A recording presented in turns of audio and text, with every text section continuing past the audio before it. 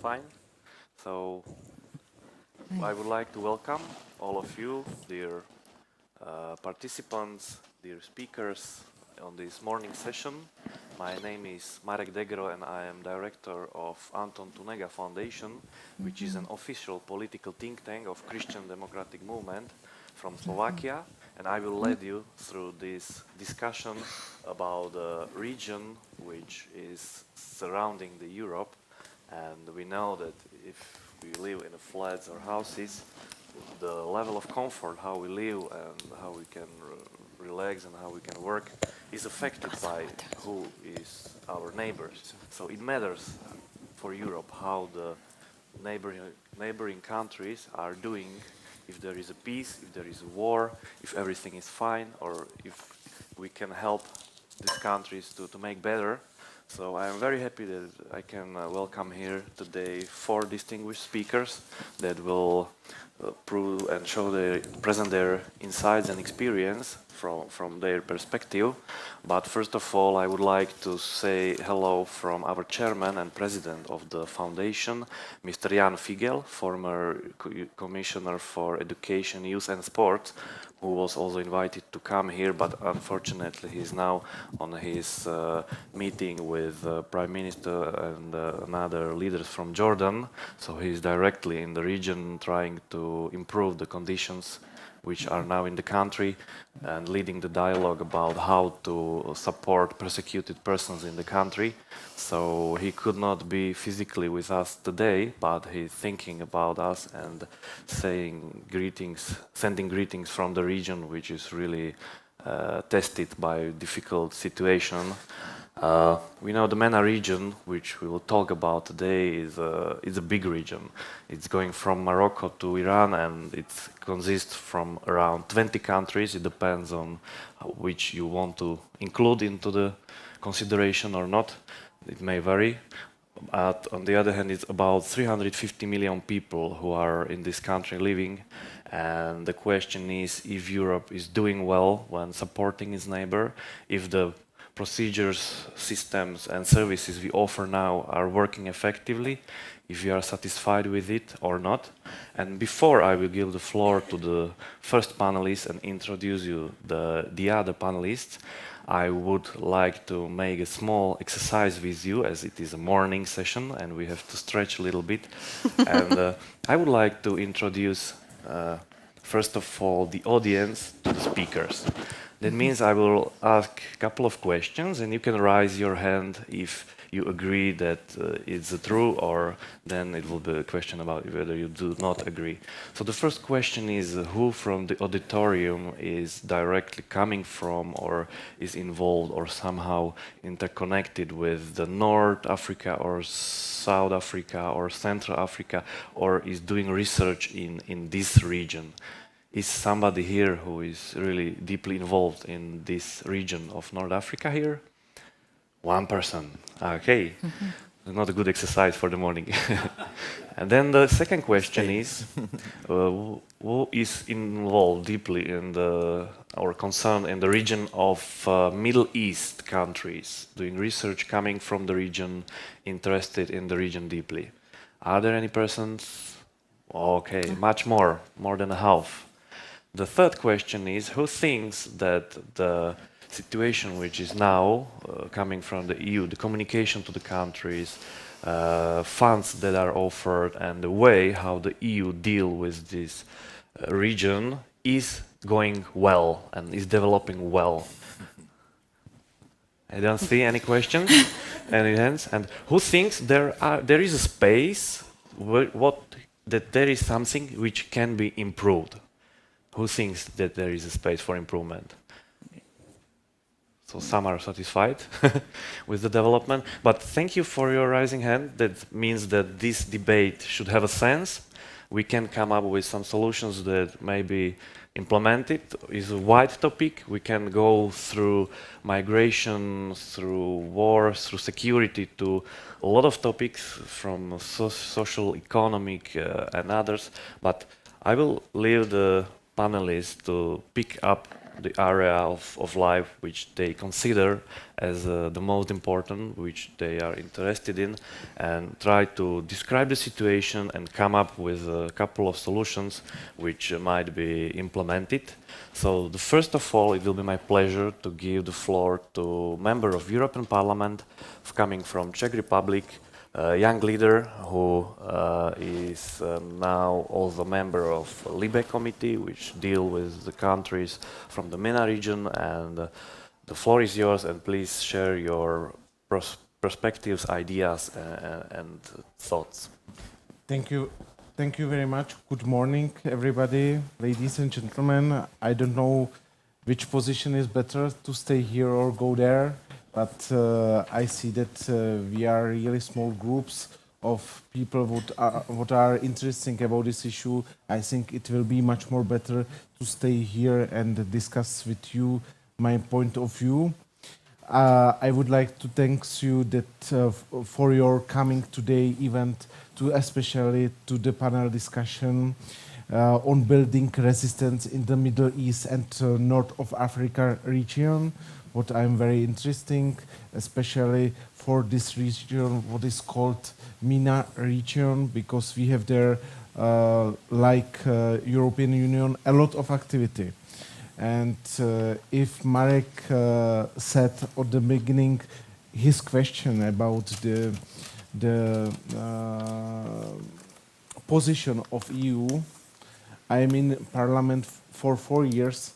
And I would like to present the position that many things are changing, are still changing, and we are learned to be better in this region, because at the beginning there was a lot of naivety how to solve the problem with migration, how to solve the problem in Syria after the Russian intervention. Many of politicians presented their opinion that it will be last 10 months for the ISIS, but it was not true, and many of things or many of dreams was mixed with political statements. Also, I would like to share with you many of my personal opinions and my personal experience. The MENA is of the key importance to Europe, because its stability is essential for determination stability of European Union. When speaking about the strength of MENA region, we must obviously address the issue of migration. The migration is one of the most debated topics in the European Parliament. And why? Because the recent migration wave into Europe has such massive indirect impact on the political and social behavior of Europeans, including shaping of a new political maps on the old continent. It's an issue perceived by many as a threat that grows beyond any political control and understanding. Both Middle East and North Africa have their specific problems in this regards. There is ongoing civil war in Syria since 2011, and substantial part of its territory used to be controlled by ISIS. 6 million people fled from Syria. In addition, there are 7 million internally displaced persons. Iraq was also troubled by ISIS. 2 million Iraqi refugees are living now mainly in the surrounding countries. Another 3 million internal displaced persons lived in Iraq. Most of these refugees from Iraq and Syria fled in neighboring countries, but due to their poor living condition, many of them were trying along with people from other Asian region to get to Europe. which led consequently to migration crisis in 2015. And the migration countries in 2015 I spent on Balkan in many regions between the Hungary and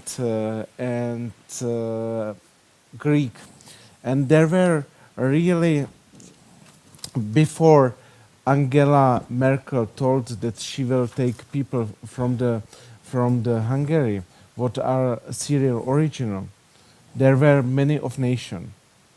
After this declaration, there was everybody from Syria. I saw there in December 2015 more as 50 fake passports, Syrian passports, and people were presented that all of them, they are Syrian or Iraqi refugees, but nobody had the Syrian or Iraqi origin. And I think that it was first step what started the big influence of populists on the European politics, and this is why many times I was very skeptical to immigration politics of European Union, and I was called for more action and for really better checking of the person, because many of these person really were not controlled by the Greek. Everybody knows that Greece was organized some points what were the people taking their measures, their information about this person, but it was really big fake for the Europe.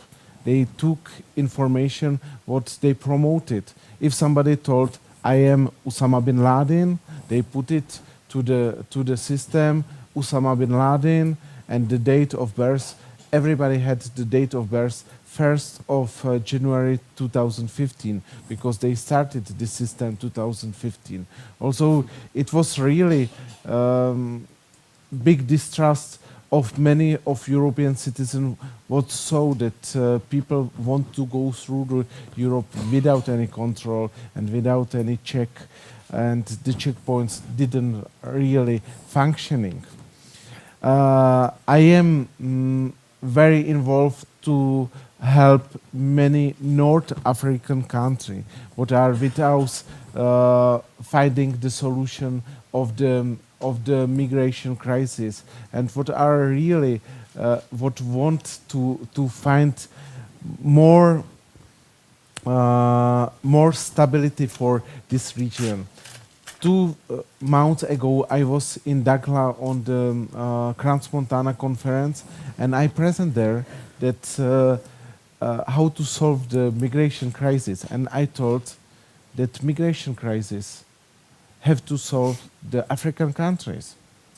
We cannot to take the intelligence of the African countries, because if somebody want to live here, he must be really prepared for the life in the Europe.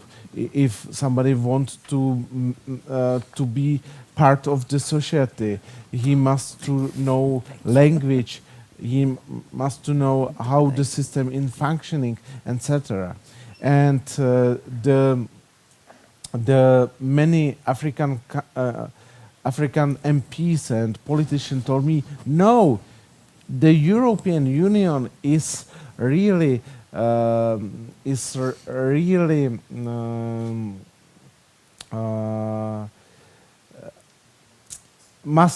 European Union must to help us, is responsible for the migration for all, because you was the first colonizer in Africa.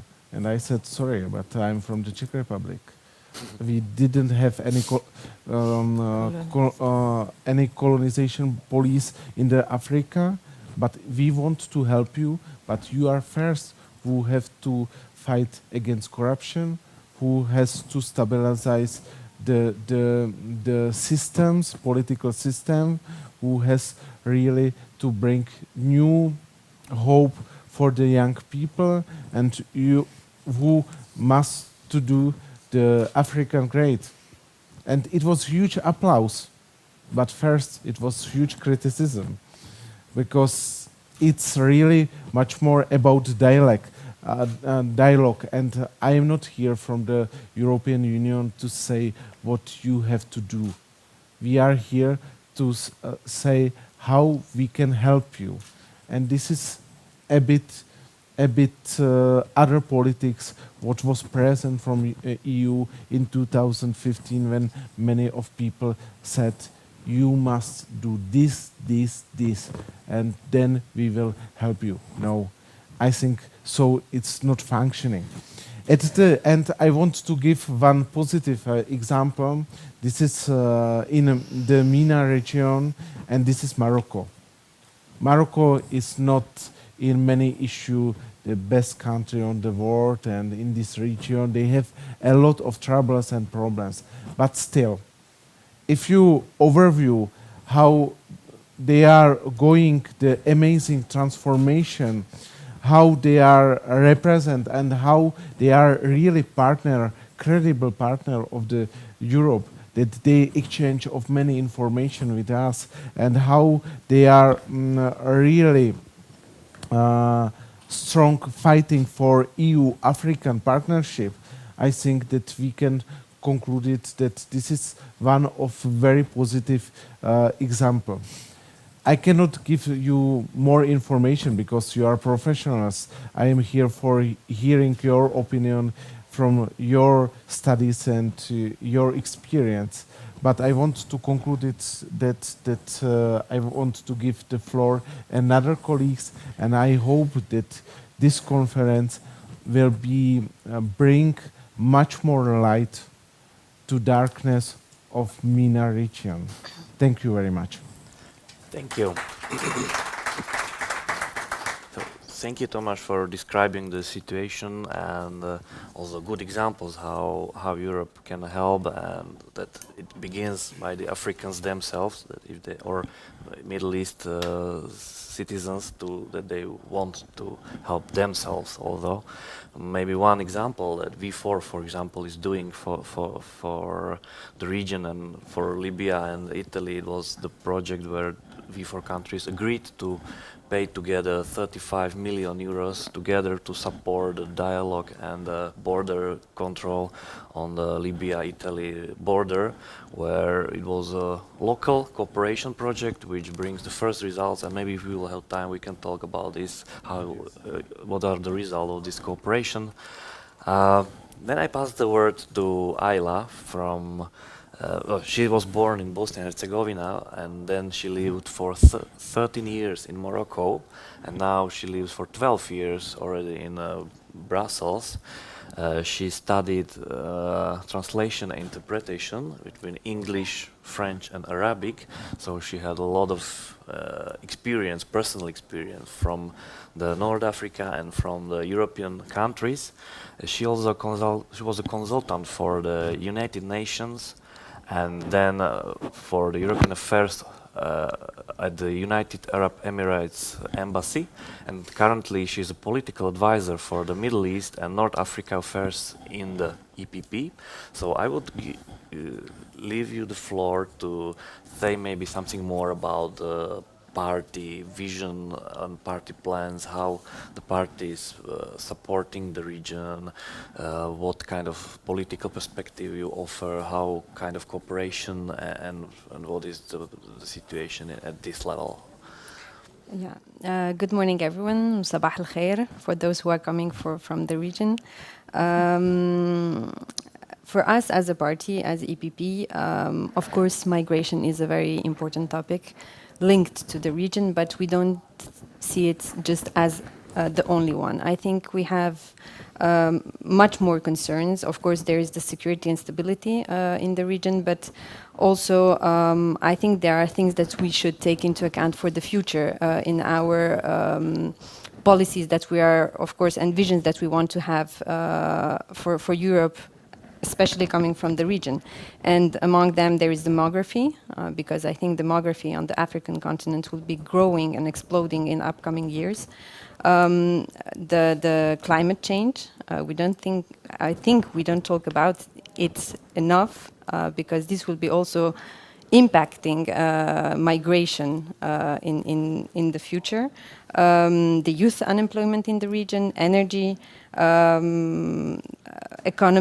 economy, because of course if there is no security and stability, there will be no foreign direct investment, there will be no youth employment. So I think there are so many topics and it's so complicated to discuss about this region in 1 hour and a half. But I will talk maybe from our perspective as a party, what we are trying to do in the region, because of course we don't we don't have any impact on what is Commission doing directly as a party. We have 77 member parties in our EPP as a party. And we lately launched a partnership program for parties from the region. Parties from countries coming from the MENA region, especially countries that are from the Union for the Mediterranean. The purpose of the partnership is to start some really open and frank dialogue with parties in some countries where we can, of course, find partners, to have some cooperation, but also to see the region not only from our perspective and how we analyze the region, but also to see it through their eyes, because they live in the region, and I think they have sometimes a different vision of things than we do.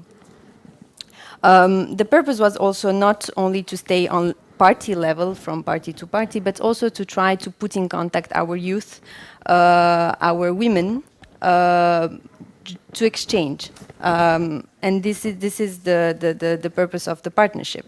For the moment, we started with Lebanon. We have in Lebanon 2 parties, which are the Lebanese forces and Kataeb party. And this is very interesting because Lebanese forces are in the government and Kataeb party is in the opposition. So it's very interesting to see the 2 different points on what is going on in Lebanon.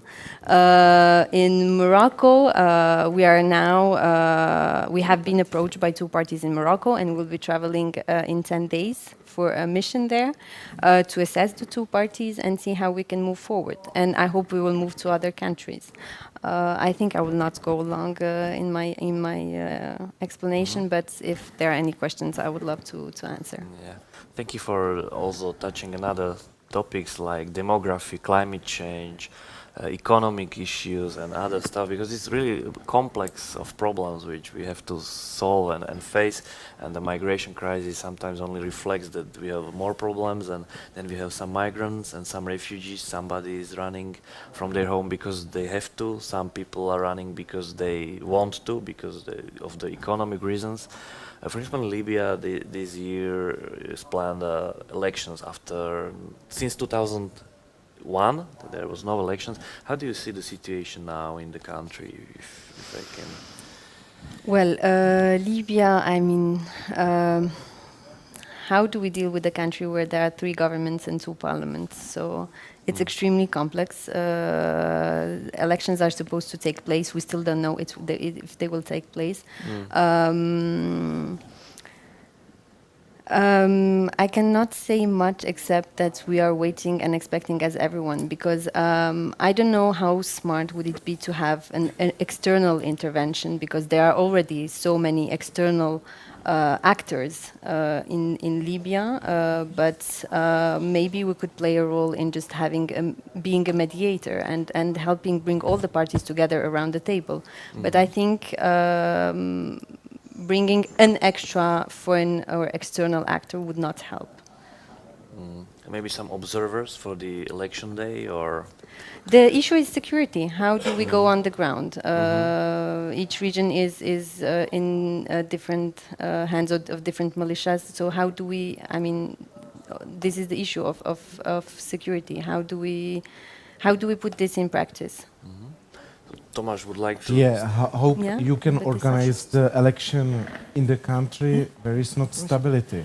Also, if you want to divide it more and more, the Libya, you will try now to make election, and it will be bring not any results for nobody. And I think that we have to postpone from my perspective the election in Libya as soon as possible.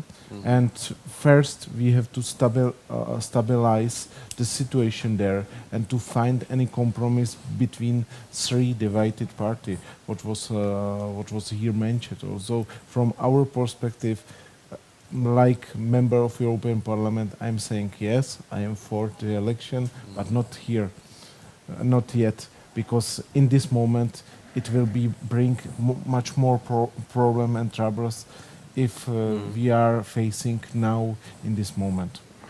So you offered or proposed to be more prepared for this kind of event. Absolutely. Of course, thank you for your reaction. So I will introduce you the another speaker, but before I would like to notice that if you feel that you want to raise a question, you do not need to wait till the end of the panel and then ask it. If you feel free, please, to ask the question if you see that the topic is concerning you and you would like to ask. Unfortunately, our online followers are not able to ask the questions, but at least we can say hello also to them, because we are streamed online, so everybody from all around the world can watch us and see the stream. So Mr. Friedrich Bockern is coming from, or he studied in Paris and Berlin. He was an advisor to the President of the European Parliament, Professor Jerzy Buzek, till 2012, and afterward there was a very interesting story. He decided to found an international non-profit organization, Relief and Reconciliation, which acting in the North Lebanon and supporting the Syrian refugees in the region. And you work in this position for more than 5 years, so you must have a lot of experience with the direct contact with the people there. So so we can move a little bit from the North Africa to the, or if you want, you can also, of course, react to what we thought about Libya. You can describe us a little bit more about the situation in the North Lebanon and maybe to promote a little bit your activities, what works and whether it is effective, and after maybe what should be improved. So, Friedrich, the floor is yours. Thank you, Marek. It's a pleasure to be back in Brussels. So, I have lived my very own migration crisis. All Syria has been coming to Europe, and I've been going the other way around, right? After many years in Brussels, and many friends have asked me, why? And I've been asking myself this question. I lived in Syria in 2008 for a couple of months, because besides EU politics and working for the EPP, I was working also in academics, lecturing in Paris and in Louvain-la-Neuve. And my research was very much concentrating on question of conflict transformation, inter-religious conflict transformation mainly. Mm-hmm. And this was coming out of Bosnia, because my political awakening back then when I was young was the Bosnian War. And my first political job was in Bosnia, in Mostar. So I'm very glad that Adia is here now as well, Ayla, and I very much relate to this story, and for me the story in Syria is very much related to the story in Bosnia, with the same mistakes that have been done. And so if people ask me, if friends ask me, why did I go there? First of all, it was for me a call of duty. I lived in Syria and this country welcomed me.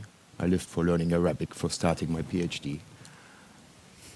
And a country that is going down into war needs help from outside. So it was a call for duty, but it was also a very deep conviction that I would like to share with you, that the future of Europe itself is decided today at the Syrian border. And Syria is much more than just another conflict in the Middle East, as many people see it. Syria is much more than a migration crisis, as if the thousands, the millions of Syrians who traveled north along the Balkan route would go north because it's so nice in Europe. Many people seem to believe that. They want to come to us, they want to steal our wealth. No, they don't. They are coming to us because it's the most horrible war and the biggest humanitarian crisis since the end of Second World War. Since the end of the Second World War. And if we see how Syria is treated in the news, occasionally every 2 months it makes it to the headlines, perhaps. But if not, it is just one amongst so many problems. We are completely deluded, because it is not. It is a core conflict of the 21st century, and it is a core conflict about how our values, human rights, human dignity, are respected in the world and are perceived in the world. Are our values only for the happy few, for the European former colonializers, even though the Czech Republic did not colonialize, was colonialized as well, somehow, was occupied? Or is it valid really for every human being on earth as it is promised? So this is at stake. The worst humanitarian crisis, we have now more than 6 million refugees from Syria and neighboring countries. Lebanon is the country in the world with the highest ratio of refugees. Officially 1 million, de facto more than 1.5, if not 2 million, for a 4 million population. So that is 1 to 2 almost. We have inside Syria now 7 million internally displaced. And many people are saying now, oh, the conflict is over, isn't it? In the first 3 months of this year alone, a further 700,000 got displaced. Fleeing not ISIS, as many people believe, but fleeing the bombs of the regime and the bombs of Russia. The Chechen solution that is implemented in Syria is a solution that made half the country displaced. More than half of the country is displaced, lost their home. So this sheer amount of human suffering seemed to be completely indifferent to many people in Europe. And I'm wondering why. And that relates me to one of the key questions that we are trying to address in our work with relief and reconciliation: how to relate to the other, with a capital O. How to relate to the other. And I was mentioning the question of values. And yesterday evening already it was question of identity, of our European identity. And indeed it seems that we in Europe are in a crisis of identity. What we see in Britain and some other countries, I would even call it the post-imperial stress disorder. We were once so great and now we are losing importance. How to cope with that? But one thing is very important, and especially also for Christian democracy, for the European People's Party, is that we cannot construct our identity against the other. And who is the other now in our discourse in Europe? It's the Muslim. Islam is described in so many terms in our discourse today, like it was the case for the Jews over 100 years ago, as the other, the enemy. We have fortunately worked a lot over the last 70 years to liberate our language from anti-Semitic discourse. And still it is present, we all know it, in private at least, but in public it is banned. This whole work has not yet been done with regard to Islam. Our inspiration for our association, Father Paolo Dall'Olio, Italian Jesuit who lived for 40 years in Syria, he always said we have to decriminalize the term jihad. Because jihad as a term in Arabic is so positive that even Lebanese Christians have it as a first name. I have 3 friends jihad, and in Beirut there is even a bishop, Monsignor Jihad. It's effort, it's struggle. It's not something frightening. It's something genuinely positive. Still, in our language, it is depicted as the barbaric other. If we continue this path, also in our politics, we are creating the war, the clash of civilizations, ourselves, that has been predicted as a self-fulfilling prophecy. And this is a really fundamental point for the future. because this is how we will relate to the world. If Europe is now becoming the fortress Europe, not relating to the rest of the world, yeah, and just building walls within our identity, we will not prosper, because the pressures of global injustice are so high.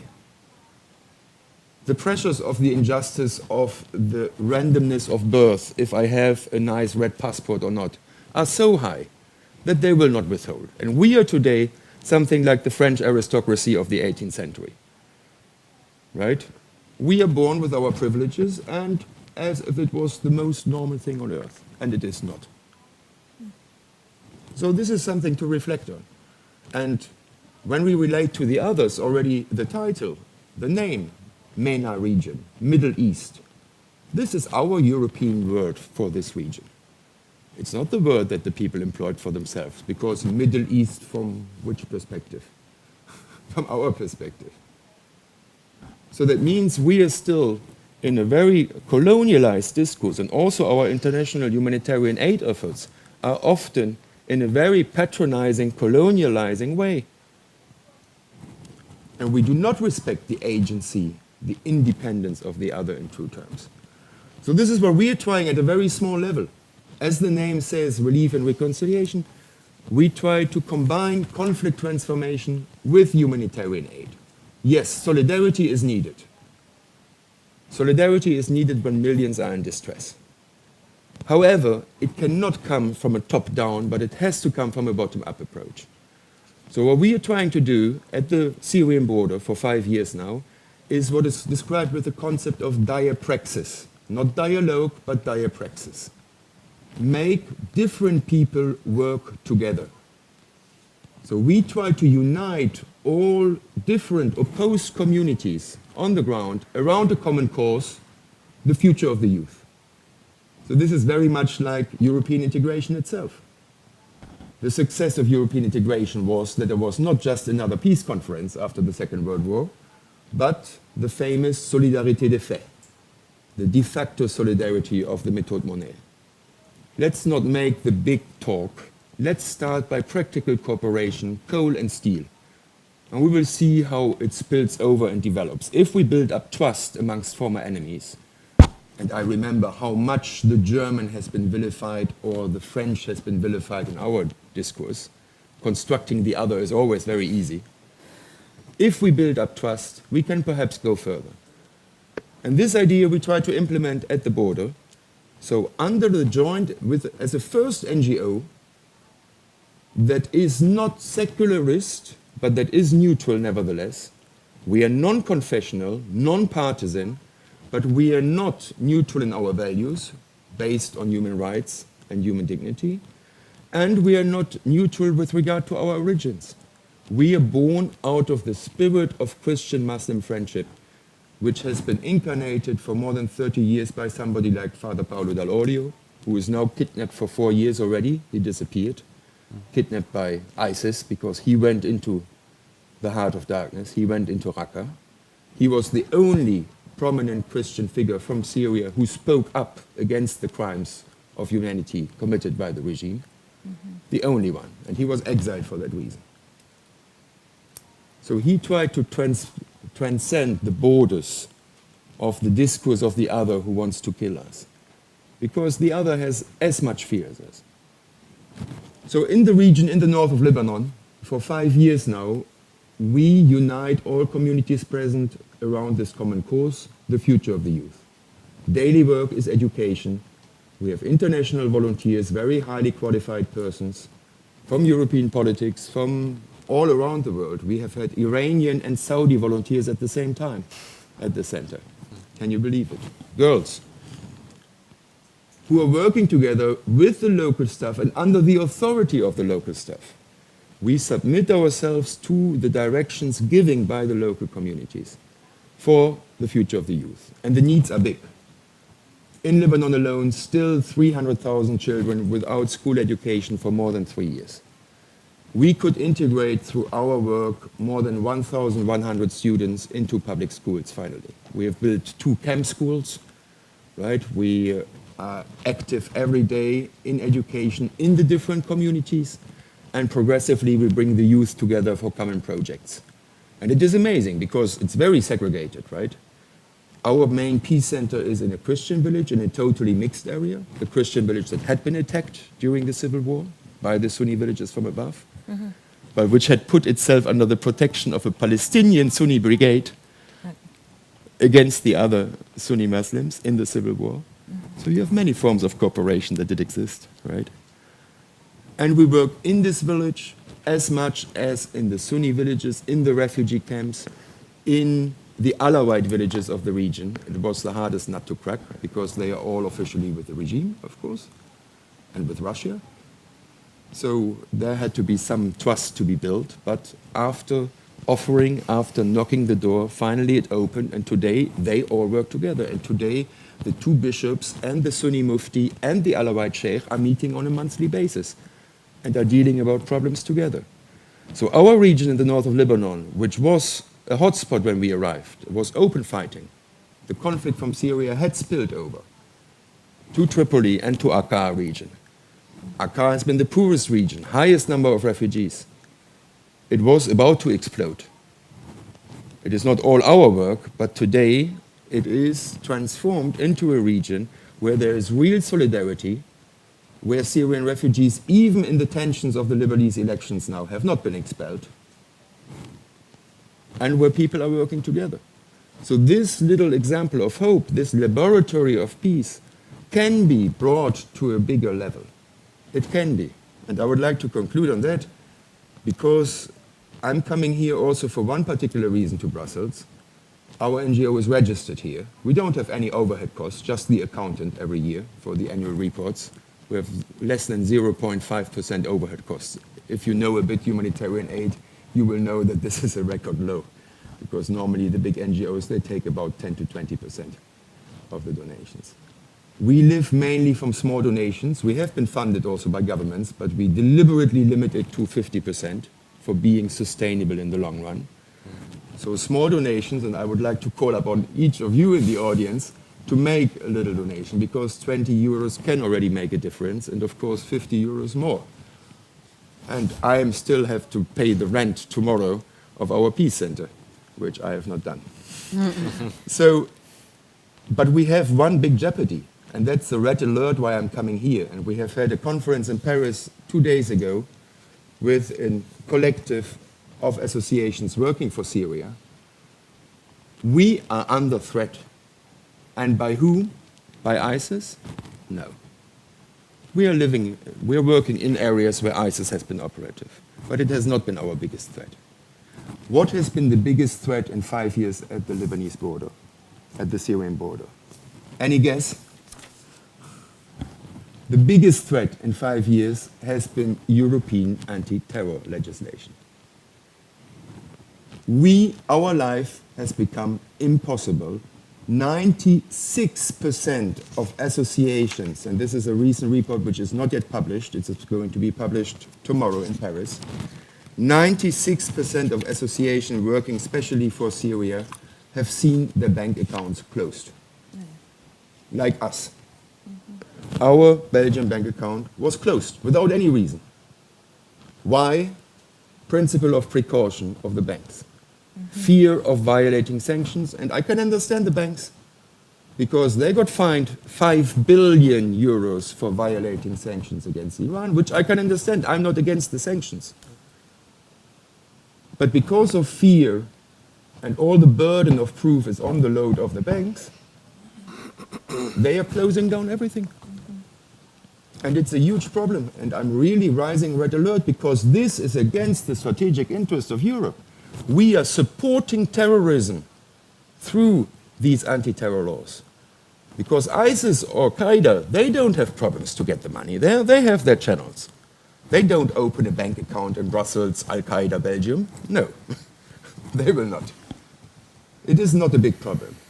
I know from associations, we do work inside Syria as well, for instance. I know from other associations which had 10,000 peoples 10,000 persons from the south of Syria who migrated into, no, it wasn't in the south, it was in Idlib province, who migrated into Nusra-controlled areas, HTS-controlled areas, because the programs had to stop because of the banking program. Yeah.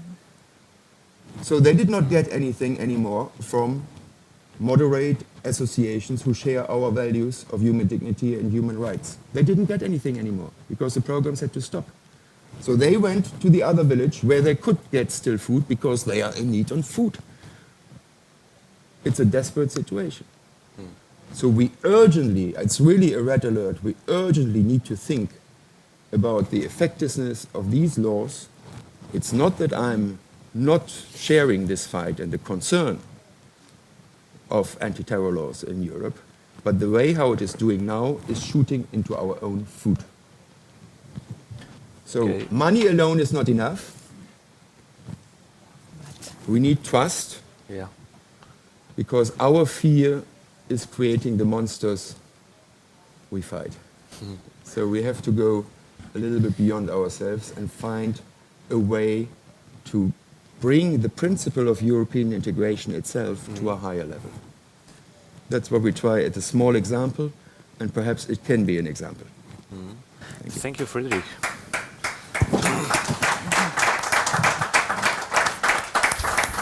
Thank you for your insight directly from the region where you work very actively, and also describing these obstacles and problems you have to face, and this also positive perspective of how dialogue can be done and how the debate about values is important, because then finally you can build up something which is what is successful, what works, and reflects the conditions which are local and has to be reflected and somehow integrated into the process of restart of the country. So last but not least, the panelist who will speak now is Marcela Szymanski. She has a little bit Polish name, but she comes from Mexico City, and now she works in the Europe and also in the US for 25 years, so she traveled a lot. She studied as a bachelor communications, then as a master economic policy, and as a PhD international politics, and she speaks 5 languages. And she had a rich working experience ranging from as a correspondent for CNN and another media in Spain and in Brussels. Then she took path of advocacy towards EU institutions and then started to work for aid to the Church in Need in 2011. So I would like to ask you, what is your position? How do you see the development of the situation, and what would you offer as the solutions for improving our European attitude or perspective to the Middle East and North Africa region? Yeah, thank you very much. Yeah, of course, the questions that were put in the papers that you all received in the program are extremely challenging, no, and can be very, very general. However, it is important to address them from the different points of view according to the mandate of the different players that are more or less here represented. I work for this pontifical foundation, which is called Aid to the Church in Need, existing already for 70 years. And the mandate is to help the church wherever there is persecution, war, or natural disaster. It is a foundation that gathers money exclusively from private donors, never from governments nor from companies, and tries to help for the material needs of the church in places where they, of course, as usual, as you know them from so many stories, they never want to leave. It doesn't matter how bad is the situation, and they want to continue helping. This is more or less 1,000, no, in the last year only 140, we had projects in 140 countries, about 6,000 projects, and we gather through 24 offices in the world, an average of 130 million euros per year. So this is the money that is distributed across these different projects. The way that we work is through the hierarchy of the Catholic Church, in order to make it shorter the time of distributing the money. Every petition of money has to come through the local bishop, approved by him, or by the superior of the congregation, of the Jesuits or of the Franciscans, etc. And they ask for a truck because it was stolen, a new refrigerator for the vaccines because it was also stolen, money to repair the school because a grenade was exploding against them, etc. So this is the kind of petitions that they make. They never ask, they never say, I'm persecuted, I feel terrible, I feel threatened. They say, they come here and they say, my people feel threatened and I would like to help them in this and this particular way, and then they seek for our help, and their projects are approved and implemented. So it's been 70 years of this situation, which means that it has been reconstruction of the church after Second World War, protection of the church during communist establishment and expansion in Latin America and South Asia, etc. It's been really a very long history of helping the church. Of course, the name of the foundation is not Christians in Need, but Church in Need, because the churches provide services to all that are in the place where they live. And obviously in the places where there's persecution and war, often, the Catholic Church is in the minority, almost for sure. But they are still servicing. They are providing social services like the schools, the orphanages, the hospitals, etc. And that is precisely what we want him, and they want to continue offering.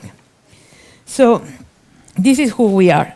We interact with the European Union since 2011. Okay, we believe that it's not going that bad. With 7 years perspective, there have been resolutions. The European Parliament has moved on to at least not automatically delete the word Christians and other minorities from the resolutions, because that was the case always. It was just religious minorities, well, whoever that is. And they refused to mention up until 2014. They refused to use the word Christians even when there was this massacre of Christian students in the north of Kenya by Al-Shabaab. The resolution was called Massacre of Students in Kenya, and they refused to say Christian until after a big fight put up by the EPP. Yes. But an incredible fight where they were called names. The members were called all sorts of names by their colleagues. They finally accepted that, okay, all the victims were Christians. They had been selected as victims by the shooters because they were Christians. They had to say Christians and other minorities. So it was, I think, in my experience, short experience with representing the case, the cause of this, the work of the church in persecution areas, that there has been some progress. And there's a lot to be done, for sure, but thanks to the stubborn work of many of the members of the EPP, this has seen some progress. So in sum, after 7 years of representations in which I bring delegations of witnesses to this house, to the EPP, to the European Parliament, to the Commission, to meet member states, etc. What the basis of our call is not because we are Christians or because they are nice, it's because they have the same fundamental rights as we do. This is not doing them a favor, it's just acknowledging and help that they are exactly the same as we are, and that they need the help of the international community, of the European Union, of all the international agencies that can come to their help, because their own government doesn't protect them.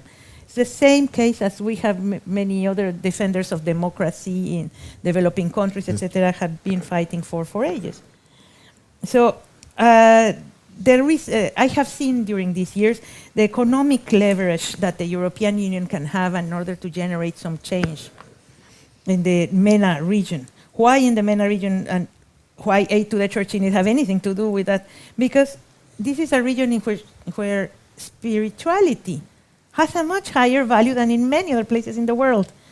The spiritual leaders, religious leaders, have a much bigger importance in this region than almost in any other part of the world.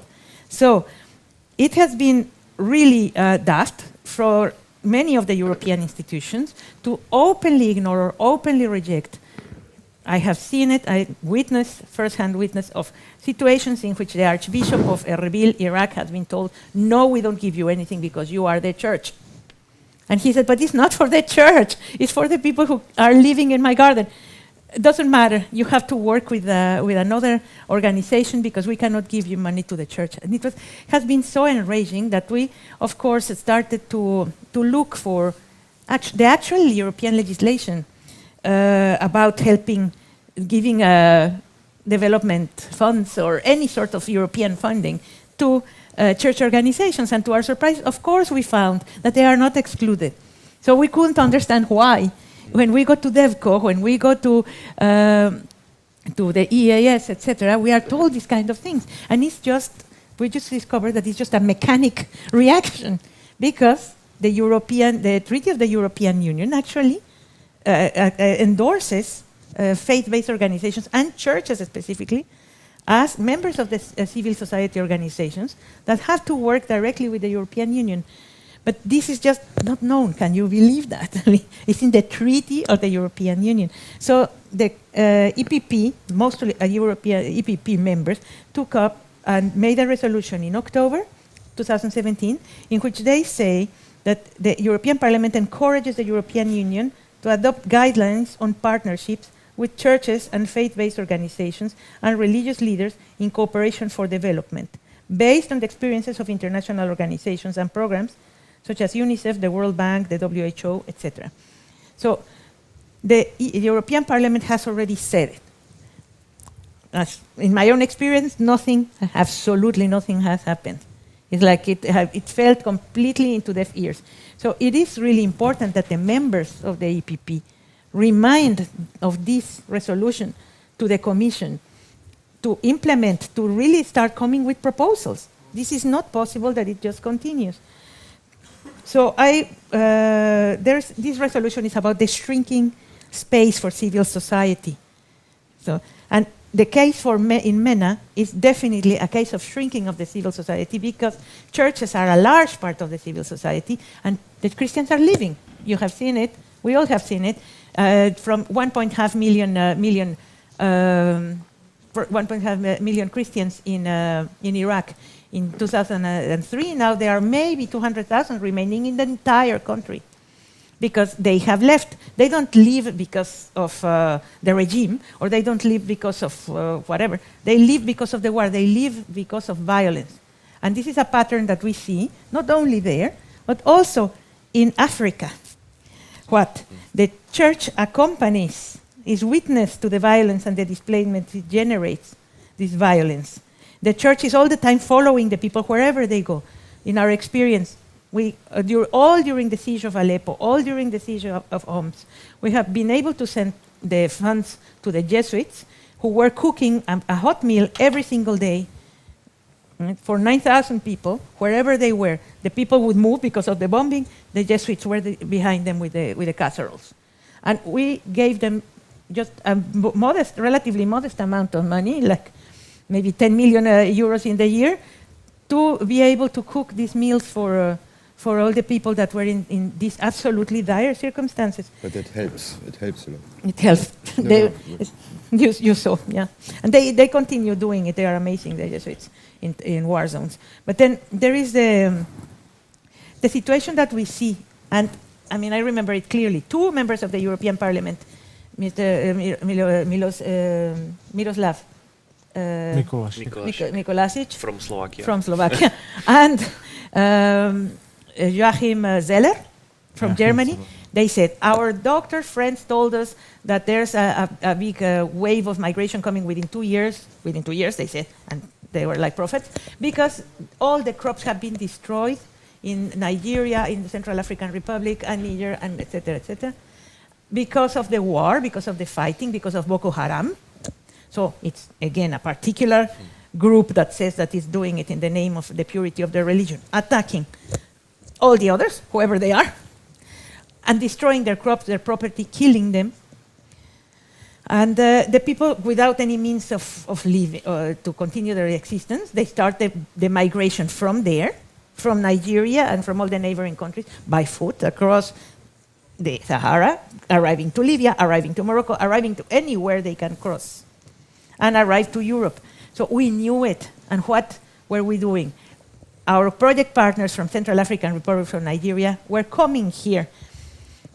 I mean, in large delegations, and they cannot say here that they didn't know in the EAS or in DevCo. They were asking for something very practical, the Carmelites missionaries in the Central African Republic. Give us so much money in order to build cold storage. Why? Because we are still having crops, we are still able to plant. But we need to store it for a longer time. We need that much money for the cold storage and that much money for a cannery plant so that they can can the food and preserve it for longer. Yeah. No, I know we cannot give you free because you're from the church. Okay, fine. That was it. So now we see. Now we see what happens. Okay? So this is where we are, and that's why we want to stress really that the fight to implement this resolution of the European Parliament of October 2017 is absolutely worth our while. Absolutely worth our while. Because there is going to be motivation for staying on the spot, because there's going to be motivation for, well, there's going to be hope. The church-based organizations not only bring relief, but they also bring hope, because that's what they do, you know? And I wanted to have just for some of my experience where I have seen really the hatred against a particular religious group is I have this prayer book from Batnaya in the north of Iraq, in the Nineveh Plains, that was among many books of prayers that were specifically trampled by ISIS, set on fire, shot at, etc., so that they can all the walls in this church were scribbled in German, saying, "You horrible people of the cross, you are. If you come back, we're going to chop our heads, and you don't have any place there." So of course, I have photos of those graffitis in German in the north of Iraq. But which shows that this is our problem that yes. we export there. Totally sign of the export. Absolutely, you are right. So this is the situation. I have a couple of photos here, because I also want to mention the fact that the reply that everybody gets here is, but we give all our money to the UN. And the UN, they always say, the EU is the biggest donor of humanitarian aid in the area. We work through the UN because they are the ones who are there, like the church is not, because they are there and they know how to work. And that's the way that we are going to continue working. What has happened over the years? That many EU member states have said, well, more or less. So instead of giving all the money to the UN, I'm going to give some money directly to the churches. This aid has been so effective coming from Poland, coming from Hungary, coming from the Czech Republic, in small schools in Central African Republic, that the situation is completely different. So now we are following different ways, and we want to encourage member states to do that through the EPP. There are always EPP members behind it. I have some photos of the situation of a school in Iraq with a stencil of UNICEF saying this is finished, and then you go to the back of the school, and this is what you see, grown grass, everything destroyed. What they did, they only painted the 3 external walls that you can see from the street, and they did not do absolutely anything inside, absolutely anything. You can still see in a photo that it was taken just in October. Also, I have it here I have them in digital format. Also, the interior of the school.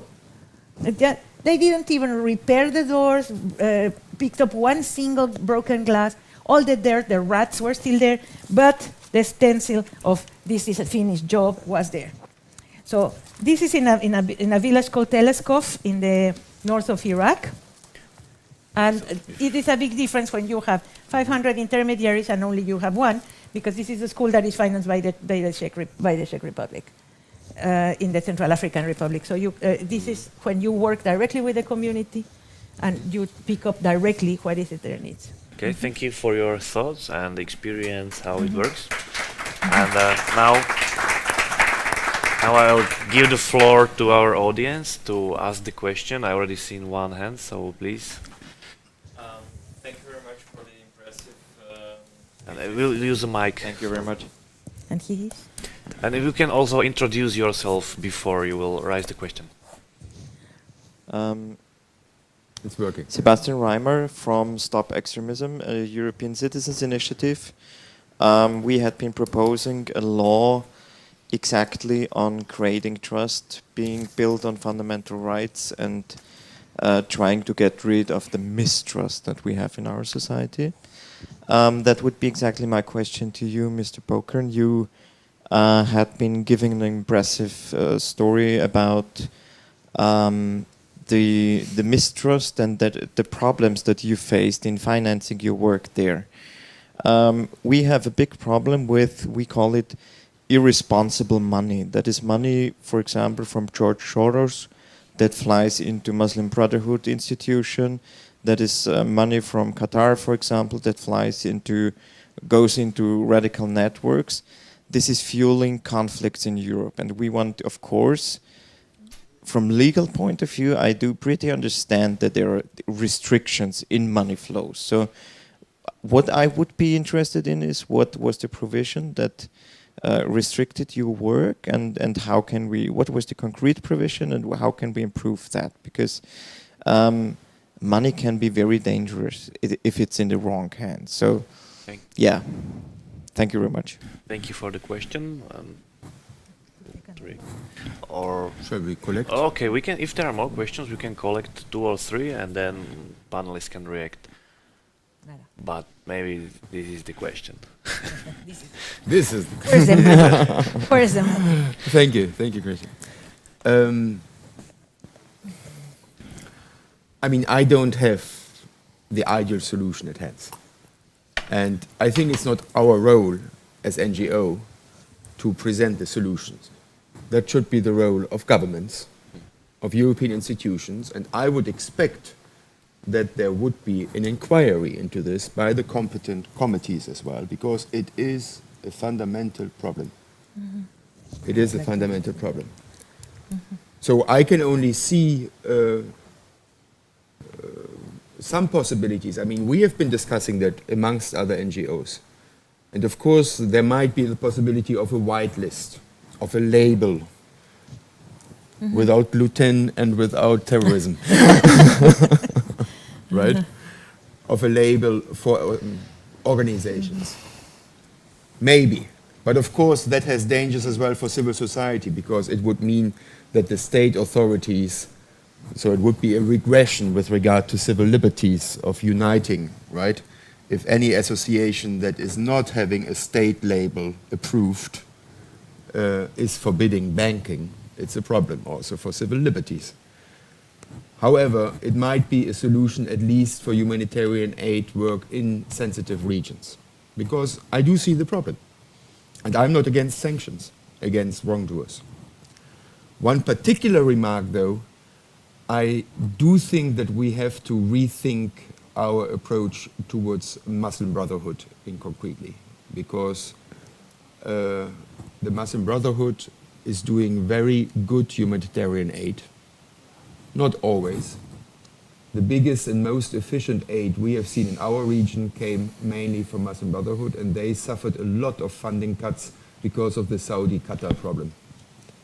Their funding broke together, and the biggest refugee camps are floating and might be prone to extremism. I have worked with the Brotherhood for a long time. I know them. I'm not one of them. We have had the Task Force Political Islam at the European Commission in 2007, 6-7, which was doing a tremendous work.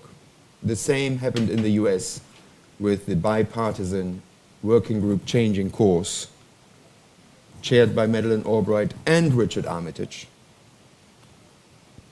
And this document was the blueprint for the first reply to the Arab Spring. However, unfortunately, the reply was thwarted by second-rank, non-expert politicians, and especially also the military. It's a huge problem we have in a situation in Egypt now which is 10 times worse than under Mubarak. It's a big backslash. And all our promises that were made back then in 2011-12, that we will now bound our aid to the respect of fundamental rights, our authorities have forgotten them very quickly. And the situation in Egypt is 10 times worse, and it is going to explode. So we have to be careful with these labels. There are the Brotherhood, in my opinion, has done a huge journey, especially in Egypt, when Morsi was elected. Already in 2007, the Muslim Brotherhood changed their manifesto and recognized for the first time that it must not necessarily be a Muslim president of Egypt, which is a huge step. They advocated parliamentary democracy as opposed to presidential democracy because of this dialogue, because of saying that presidential democracy will only lead us into a new dictatorship. Interesting reflections have been going on. Much publications about dialogue with the others, Christian, Muslims, atheists, right? Okay. So there has been a huge work. I'm not saying all people in the Brotherhood are angels. Of course not. And there are extremist wings in it. But it's not the most dangerous extremist elements. And you know who built up ISIS and who is the core of ISIS, for instance? It's not the Brotherhood. The core of ISIS are the former secret police officers of Saddam Hussein from Iraq who are taking their revenge, who were perfectly secularist and who just took over another ideological cloak. The daughter of Saddam Hussein, still living in Amman, she was known in Amman as the party girl, the champagne girl of Amman, kind of the Paris Hilton of the Middle East.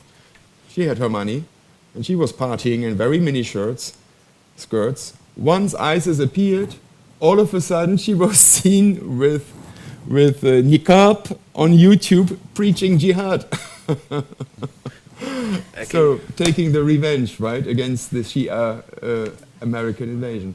So there are dynamics in place that are not easily be labeled just by the religion, for instance. And I think we must make the effort of identifying the actors who really are interested in positive change. Mm-hmm. That's the topic of the network, right? Yeah, thank you for the reaction. Thank you. Marcela, I wanted also, but... So I wanted just to say that, yeah, of course, for our work in Syria, we are also hindered very much by that prohibition of transfers.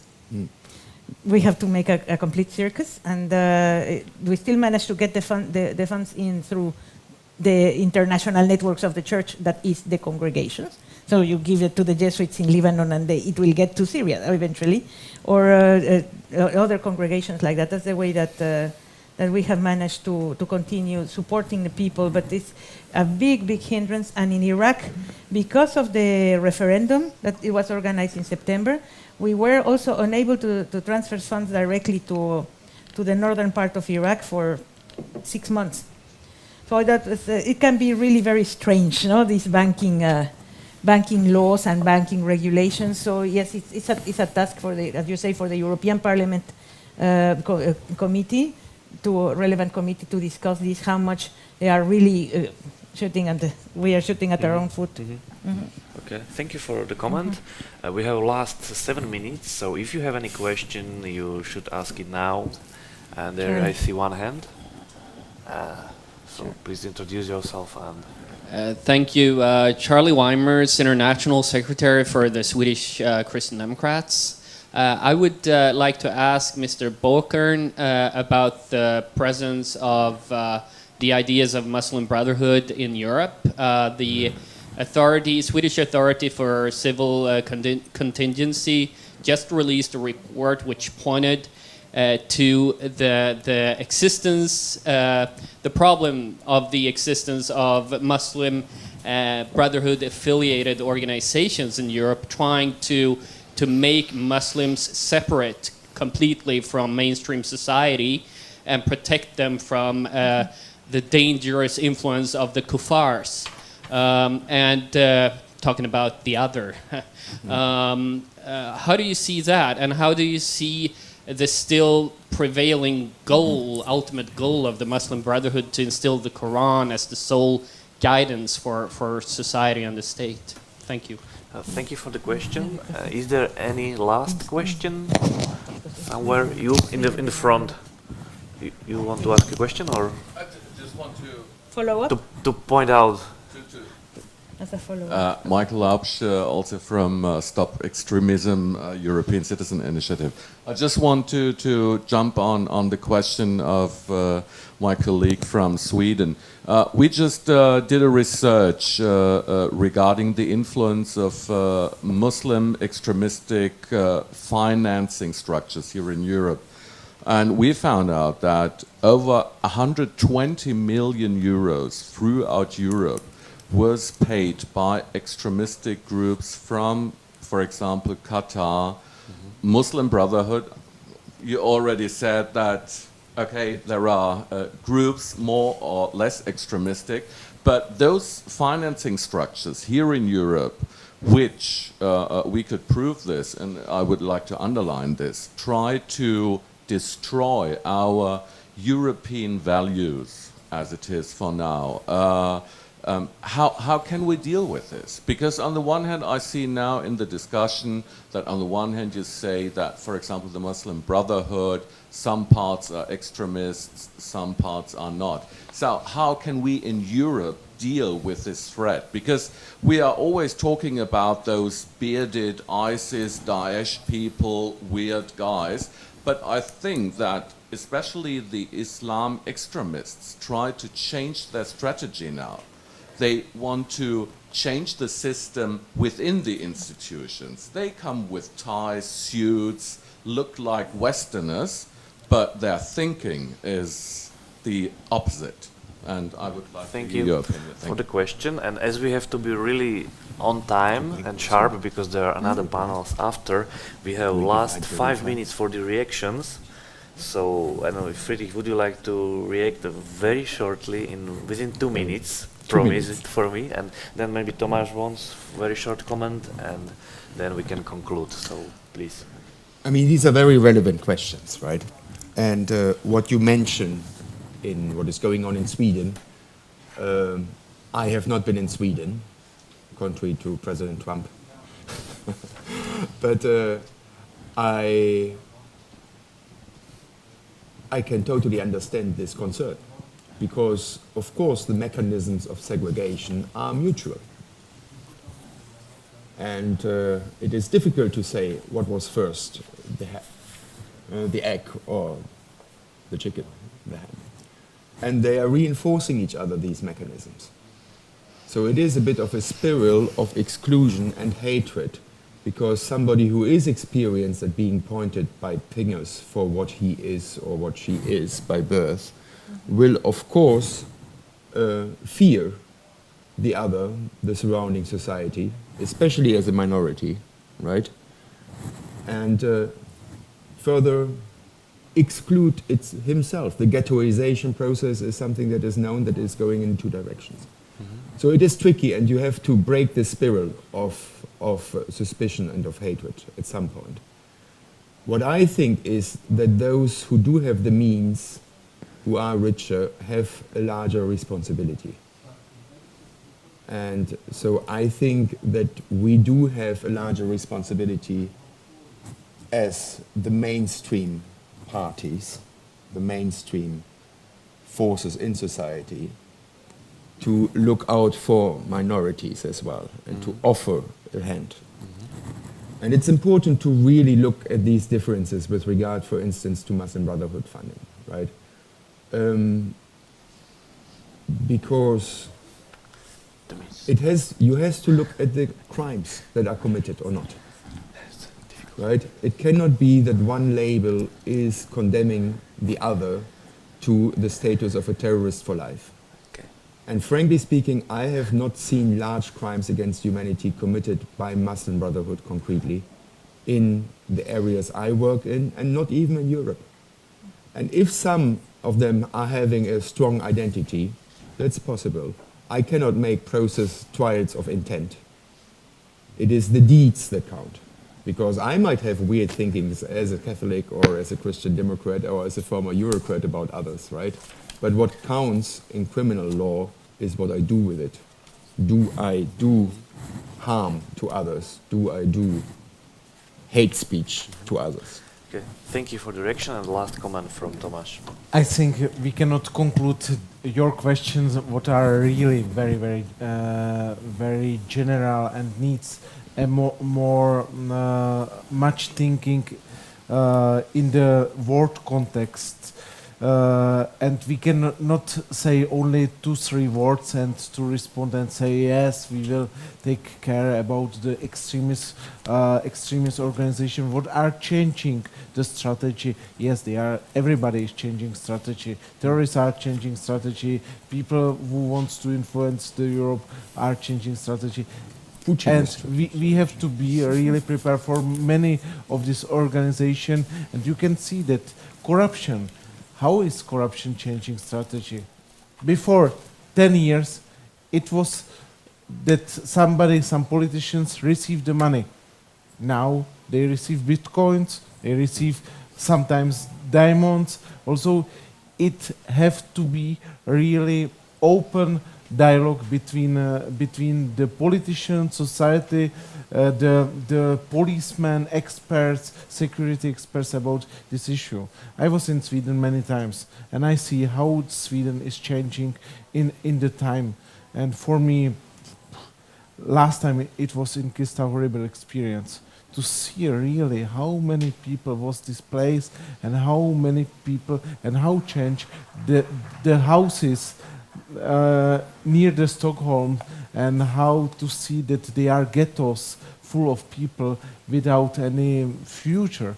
And I was very surprised of the situation in Malmö and other cities when the Jewish community is facing every day any aggression from the Muslim community. And it's things what we have to open, like Christians, Democrats. If we will not open, we will not exist anymore. And this is not about some things to blame somebody or fight against somebody. No, this is about that we have to say through to the people, because they are waiting that we will really credible for the society. And last point what I want to conclude this, that I was this week on the conference about corruption in Ukraine. Many people know how it's really going the fight against corruption in Ukraine slowly, very slowly from our perspective. But I conclude my speech with one point what is very positive. This is, if you believe to victory, the victory will believe to you. And I think we have to conclude, if you will not believe that you can fight against extremists, you will not to do, and the extremists will fight against you and they will win. And I think this is not our case. And this is why I want to thank Marek and others for organizing this conference and for organizing this event and for your openness to hear our position. Thank you very much. Thank you. So finally, I hope that you feel really comfortable. You find the debate from the different perspective, from the parliament, experts, people from the terrain, and from a little bit church organization, but not the church exact. How it's going, what are the obstacles, what are the challenges. I hope it was enriching you. Thank you for your patience, for active debate. I would like to thank also our online followers on Facebook. I would like to thank Martin Center and Margarita, which is currently here, for outstanding support for organizing this great event, and all the partners who participated.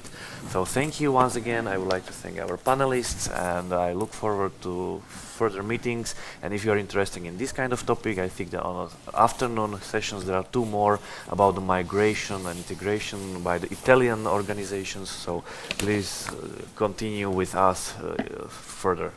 Thank you very much and have a nice day. Thank you, Marek.